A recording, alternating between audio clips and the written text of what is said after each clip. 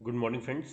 दोस्तों, जैसा कि आप जानते हैं मैं आपका मित्र हूं पंकज बुद्धिराजा, जो आपसे फाइनेंस के फील्ड से रिलेटेड मज़ेदार वीडियोस लाता रहता है आपके लिए, और फाइनेंस से रिलेटेड मज़ेदार बातें करता रहता हूं।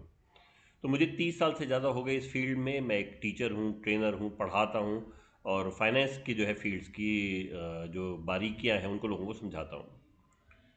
तो दोस्तों, एक चीज़ जो है जिसके ऊपर मैंने पहले वीडियो बनाया था, तो मेरे एक मित्र ने कल परसों कुछ ऐसे ही पूछा कि सेफ्टी ऑफ बैंक डिपॉजिट्स का। तो हम सोचते हैं या सुनते हैं कि अगर बैंक फेल हो गया तो हमें क्या मिलेगा। तो मैंने पहले भी क्लैरिफाई किया था कि यदि अगर एक बैंक फेल हो जाए तो आपके जितने भी डिपॉजिट्स हैं उस बैंक में, उसमें से आपको 5 लाख रुपए मिलेगा। तो मान लीजिए आपकी एक एफडी है, आपका सेविंग अकाउंट है, आपकी आरडी है, रेकरिंग डिपॉजिट है, फिक्स डिपॉजिट है, सब मिला के 50 लाख रुपए पड़ा है आपका बैंक में, और बैंक फेल होता है तो डीआईसीजीसी के थ्रू जो है आपको 5 लाख रुपए मिलेगा। पर पिछले कुछ सालों में रिजर्व बैंक प्रोएक्टिव रहा है, उन्होंने बैंकों को बंद होने नहीं दिया। तो जिन बैंकों में प्रॉब्लम आई, मान लीजिए जैसे बैंक ऑफ राजस्थान या बैंक ऑफ मदुरई में प्रॉब्लम थी, उनको आईसीआईसीआई मर्ज कर दिया। जो आपका सेंचुरियन बैंक या बैंक ऑफ पंजाब में प्रॉब्लम थी, सीबीओपी को उठा के जो है एडीएफसी बैंक में मर्ज कर दिया। तो जीटीबी था, ग्लोबल ट्रस्ट बैंक, उसमें प्रॉब्लम थी, उसको ओबीसी मर्ज कर दिया। पीछे बहुत बड़ा यस बैंक में प्रॉब्लम आई थी, तो उनको जो है स्टेट बैंक और दूसरे बैंकों का सपोर्ट दिया। तो रिजर्व बैंक का एम यही है कि बैंक बंद ना हो और लोगों का बैंकों पे विश्वास बना रहे। तो अभी तक तो दोस्तों ये चीज़ें सेफ रहती हैं। फिर भी एक क्वेश्चन होता है कि क्या बैंक बंद हो सकता है, जिसका जवाब है सीधा साधा प्यारा सा हाँ। अगर लोगों से डिपॉजिट्स लिया हुआ है, ये डिपॉजिट्स दिया लोन में, तो लोन अगर डिफ़ॉल्ट कर जाते हैं तो बहुत मुश्किल हो जाएगा डिपॉजिटर्स को पैसा देना। तो इस पे जो आता है, क्या हिंदुस्तान में कोई ऐसे भी बैंक हैं जो कभी फेल हो ही नहीं सकते? तो इसका जवाब है हाँ। तो दोस्तों, आज से कुछ साल पहले जो है कुछ इंटरनेशनल बैंक्स में जैसे क्राइसिस हुआ था, तो वहाँ की गवर्नमेंट ने पैसा डाला और उनको कहा गया सिस्टमेटिकली इंपॉर्टेंट बैंक, यानी जो इतने बड़े हैं कि अगर ये फेल हो गए तो पूरा सिस्टम हिल जाएगा।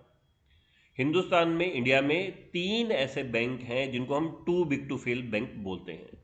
To big to fail bank का मतलब ये, एक ऐसा बैंक जो कि फेल नहीं हो सकता।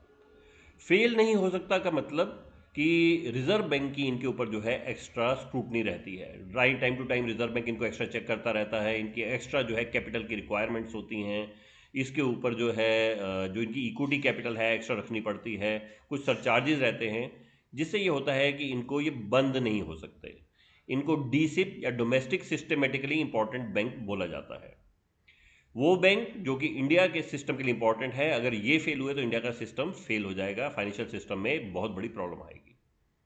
तो कौन से हैं ये बैंक जो कि बंद नहीं हो सकते, जो कि फेल नहीं हो सकते, जिनके ऊपर रिजर्व बैंक की जो है टोटल स्क्रूटनी रहती है, जिसमें आपका पूरा पैसा जो है सुरक्षित रहता है? तो इनको हम इंडिया में सिर्फ 3 ऐसे बैंक हैं जो कि डीसिप की कैटेगरी में आते हैं। एक है स्टेट बैंक ऑफ इंडिया, दूसरा है एचडीएफसी बैंक और तीसरा है आईसीआईसीआई बैंक। तो ये कैटेगरी में कौन से बैंक आएंगे, कौन से बैंक रहेंगे, कौन से बैंक निकाले जाएंगे, ये सब कौन डिसाइड करता है? ऑब्वियसली हमारा रेगुलेटर जो कि है रिजर्व बैंक ऑफ इंडिया। तो आरबीआई ने ये फैसला किया है इस साल में। वो हर साल अपनी लिस्ट देता है, इस साल भी, और काफ़ी सालों से जो है पिछले 8-10 साल से लिस्ट में यही 3 नाम हैं, state bank of India, HDFC bank और आईसीआईसीआई बैंक। तो ये तीनों बैंक जो है हम इन्हें डीसिप या डोमेस्टिक सिस्टमेटिकली इंपॉर्टेंट बैंक या too big to fail bank जो है बोलते हैं। तो आई होप ये जानकारी आपके काम आएगी। तो इसी तरह की मज़ेदार जानकारी को लेकर मैं वीडियो बनाता रहूँगा। यदि आपको मेरे वीडियो पसंद आते हैं तो कृपया अपने दोस्तों और रिश्तेदारों को फॉरवर्ड कीजिए, और मेरे चैनल को जो है उनको सब्सक्राइब करने को बोलिए। तो थैंक यू फ्रेंड्स, जल्दी मिलेंगे एक नए टॉपिक के साथ। Thank you.